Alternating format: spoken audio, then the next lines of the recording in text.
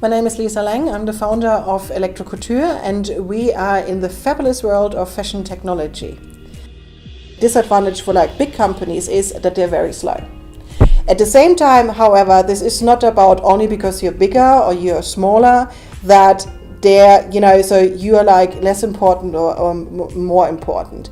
The mindset is important for startups who go into these relationships.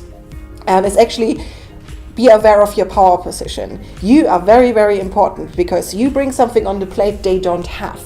And that means it's the fast, it's the rapid prototyping, it's the ability to think totally out of the box. Because, in big companies, you come across people who've been there since decades and they usually are like this, right? So this is also in terms of confidence, even though they come and sit in front of you with the very serious suits, and you just sit there like this, it's fine. We are all people. So, it always has to be an equal relationship.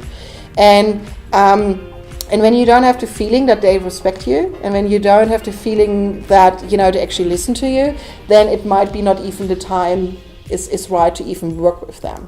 I had that experience too. It's we've been talking with a lot of big companies from the beginning, but I knew with some people it just wasn't right enough, or the pressure and the pain of innovation hasn't reached the top of the company yet. Because of course it's far more easier when the top of the company says oh, this is a great idea, let's do this.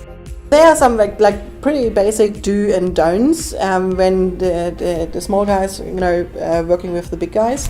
Very basics be on time for meetings. Yes, you don't need to wear suits, but wear something which is suitable. Respect and understand each other.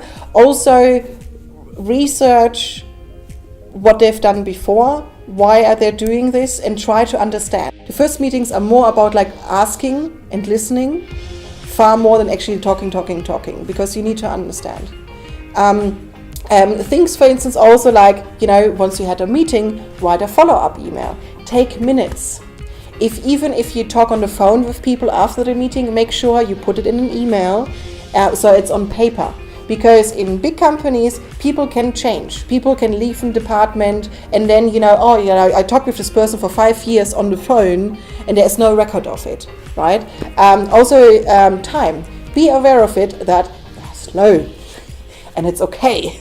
Right, but there's a thing is if you want them to become your customer, they have usually a very complicated, very slow bookkeeping system. So you need to sign a contract. Make sure that your lawyer checks it. Their lawyer will check it.